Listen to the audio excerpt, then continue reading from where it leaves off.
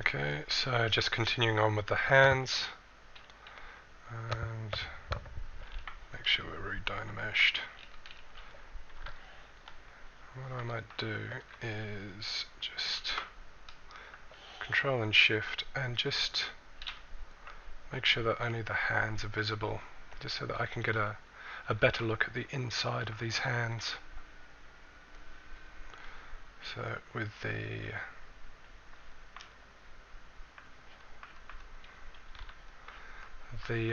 clay build-up, I'm just going to come in and do some more of these basic shapes. Again, making the knuckles a little bit more knobblier. Is that a word? Is now. And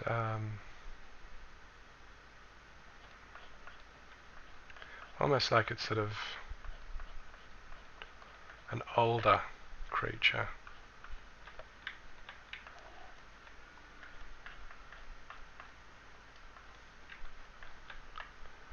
Like sort of the way that your hands get when you get a bit older, when you get to be an elderly sort of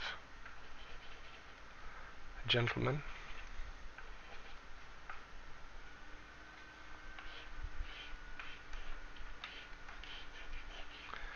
And we'll sort of work on these pads for the hands.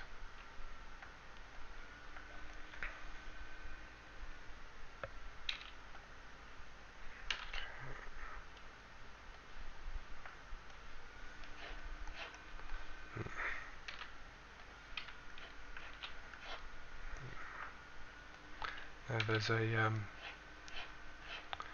pad that comes along the side of your hand here.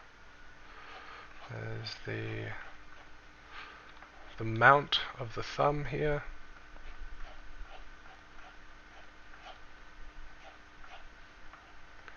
And there's this sort of the base of the fingers, and when you get into a habit of just sort of creating these basic forms, you can sort of very quickly rough out a hand shape. And if you need a reference image for a hand, I recommend putting down your pen or taking your hand off your mouse, turning your hand over and having a look. And that's how you get reference images for hands.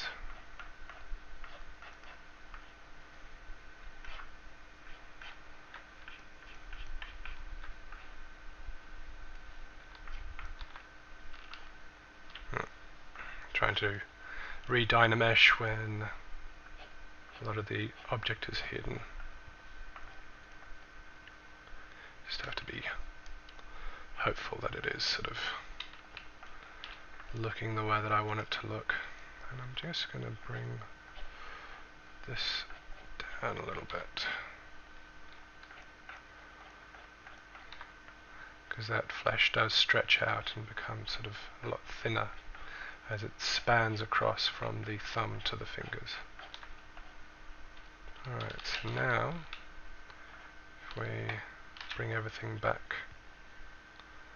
and I'm still on ZBrush navigation, and now if we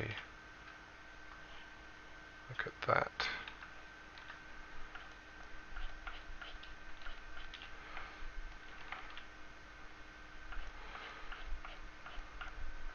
and this is very similar to how you work in clay.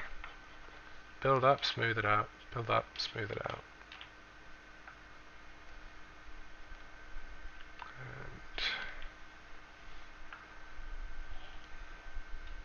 And remember, these are just sort of the basic shapes that we're looking for. So there we go, a very sort of knuckly looking hand. And now we might have a look at perhaps doing some claws. So I'm going to see if I can sort of cheat.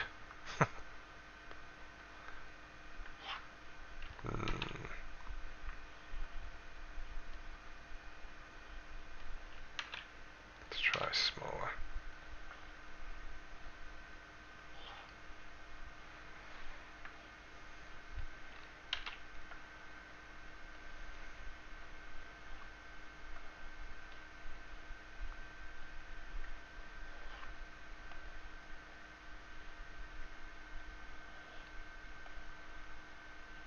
Now remember, these are just basic shapes.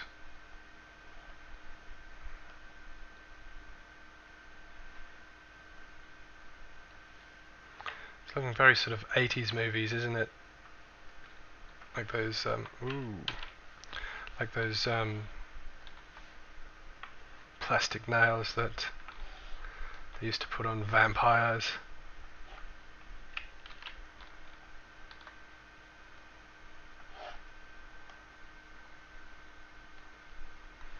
It's a very sort of needle-like thumb. The Gom Jabbar. If you know what that is, then you're as big a nerd as me.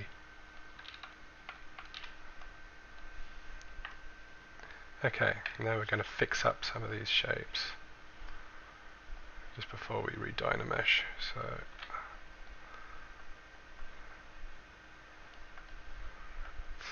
alright, some of these directions better. And this is easier to do when we've got like this lower sort of geometry level, because we only have to worry about a few of the points. So that, and now, yeah, we're probably going to need more geometry for that one.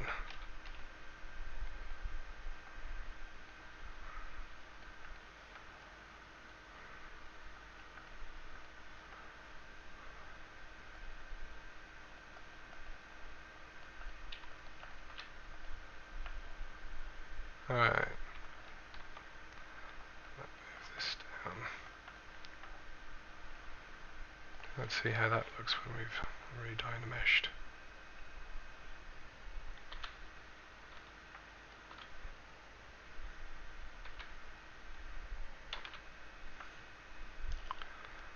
So,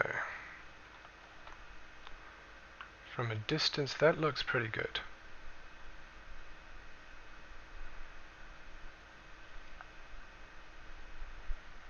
So our overall shape is okay. Now we can come in here and just make sure that we've got enough bulk and enough sort of a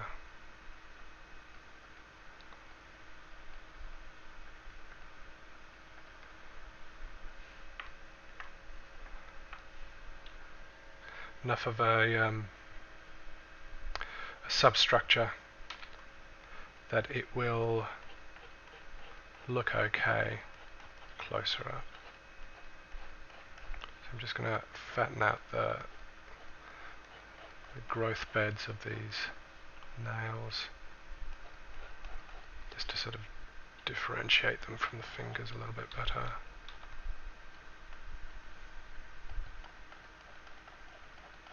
And remember, we don't have the geometry that we need in order to go into too much detail. So just as long as we've got that structure there, that's good. I'll come in with standard brush. And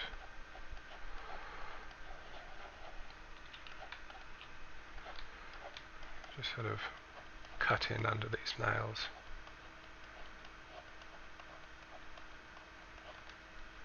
Again, this is probably going to collapse when we dynamesh, but just as long as we leave a suggestion of it, it'll help when we're remeshing. If we have sort of signposts to the geography of our model.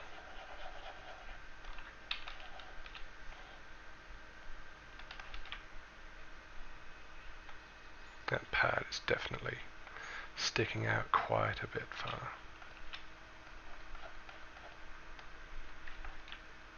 Yeah, better with that.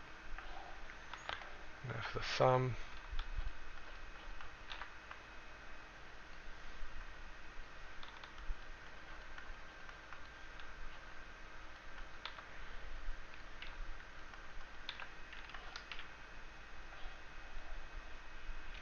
That should do.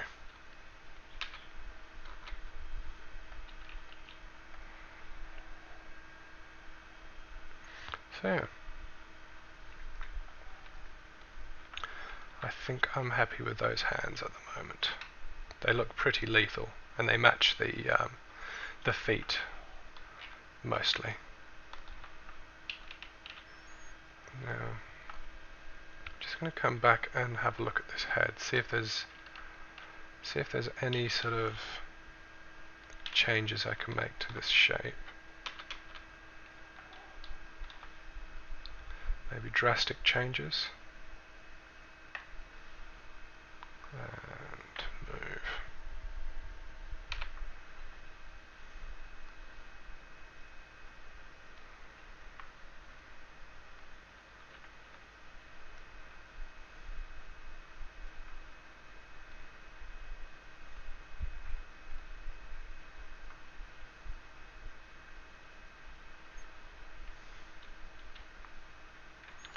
So yeah, I'm going for more sort of angled, more intensive looking sort of shapes.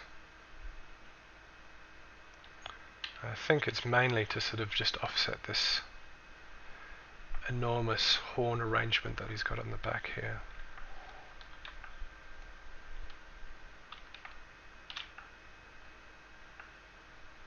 Okay.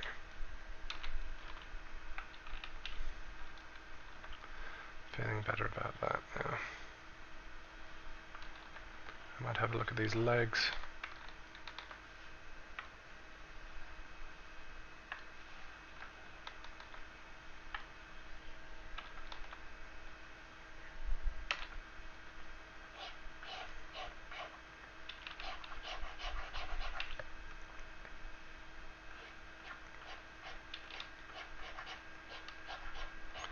This is one of the reasons why I really like the clay build-up, is that you can sort of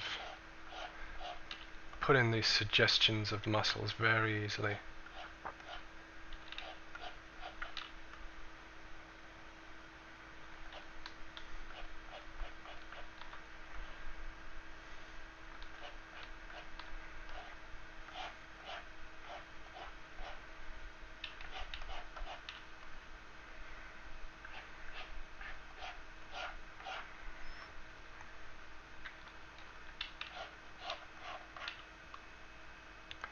When you're modeling muscles, it's a lot like being a bodybuilder. What you're looking for is definition. Sort of a contrast between the highs and the lows.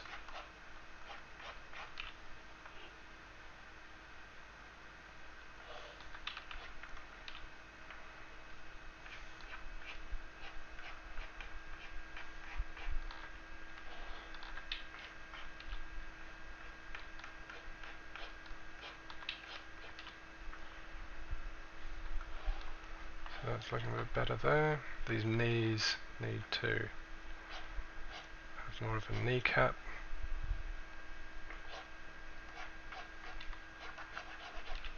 Again, clay build-up, excellent for this sort of stuff.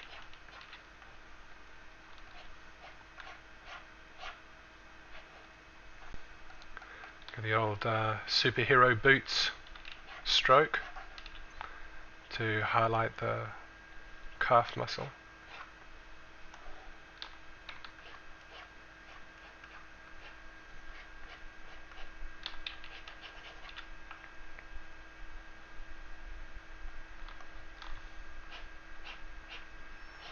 And just sort of bring some of these muscle strands around Achilles tendon. This high up heel that we've got.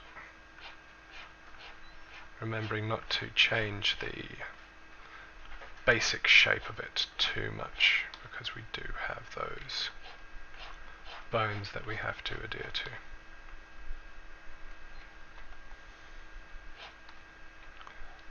And just make sure you give yourself enough room to see how the overall shape is being affected. I actually don't mind that texturing for a reptile.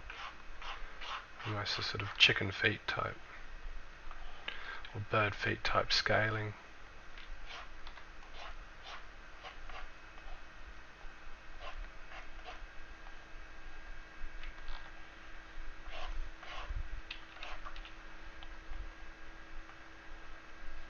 And some ankle bones here, which lead up into the side of your shin.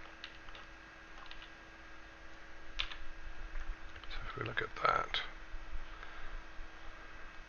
it's not necessarily more realistic, but it is more interesting.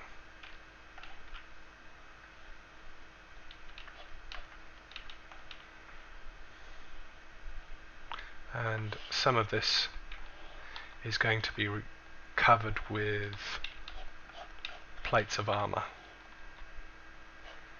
And we'll get to that fairly soon.